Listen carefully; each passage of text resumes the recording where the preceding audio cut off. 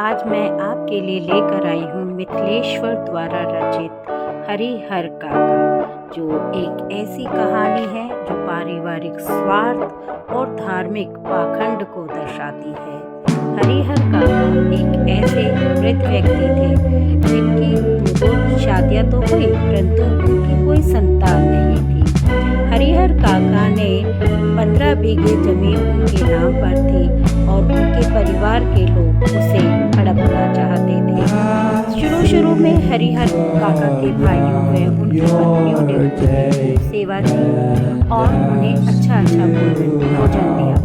धीरे धीरे उनके लोगों ने उन्हें रूखा सूखा भोजन देना शुरू कर दिया और उनके साथ व्यवहार शुरू कर दिया। लेखक एक ऐसा बच्चा था जो शुरू से ही हरिहर काका से बहुत प्रेम करता था और उनके साथ खेलता था, उनकी बातें सुनता था।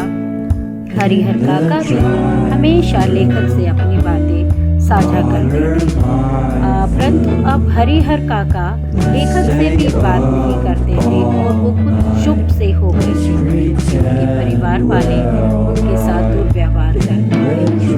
अब हरिहर काका ने सोचा क्यों ना वह ठाकुरबाड़ी में जाए और मन की शांति प्राप्त करें। परंतु जब ठाकुरबाड़ी में जाते हैं तो वहाँ पर महंत जो थे वह भी हरिहर काका की जमीन को हड़पना चाहते थे। दोस्तों, ठाकुरबाड़ी एक बाड़ी एक ऐसी जगह थी जो गांव के बीचों बीच एक ठाकुर जी का बड़ा सा मंदिर बना था, जिसमें पाखंडी महंत रहते थे और उनके चेले रहते थे।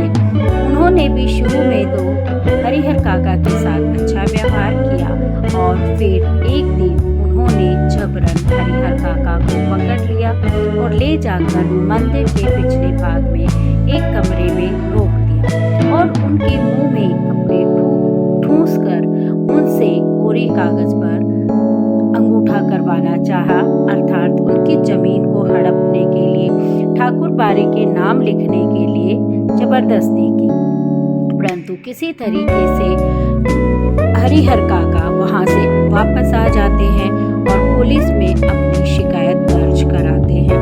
फिर पुलिस वाले लोग उनकी मदद करते हैं और इस प्रकार परिवार वालों को सूचित करते हैं। परिवार के लोग उनको वापस लाते हैं और फिर से वही सिलसिला शुरू होता है कि वे उनकी सेवा करें और प्यार से ही उसकी जमीन को हड़प लें। लेकिन हरिहर काका ने मन ही मन ठान लिया था कि चाहे कोई परिवार के लोग हैं वो भी अपना स्वार्थ पूरा करना चाहते हैं, चाहे कोई ठाकुरबाड़ी के महंत है वो भी धार्मिक पाखंड के नाम पर उसकी जमीन हड़पना चाहते हैं और फिर उसे खाने तक के लिए भी नहीं देंगे।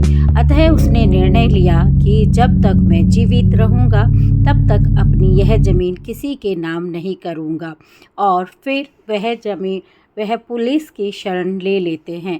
इस प्रकार हरिहर काका अपने आप को स्वार्थी लोगों से, धार्मिक पाखंडों से बचाते हैं और सुरक्षित अपनी ज़मीन को सुरक्षित रखते हैं। दोस्तों, ये पाखंड आज भी जीवित है और इस तरह के पाखंड लोग करते हैं और दूसरों के हक को हड़पना चाहते हैं। इस कहानी से हमें शिक्षा मिलती है कि जब तक आपके अंदर साहस और हिम्मत है, अपनी ज़मीन या अपनी संपत्ति किसी को ना दें, क्योंकि जब आपके पास जब तक संपत्ति है या ज़मीन है तब तक लोग आपको पूछेंगे, अन्यथा आपको कोई नहीं पूछेगा और आपकी कोई सेवा नहीं करेगा। धन्यवाद।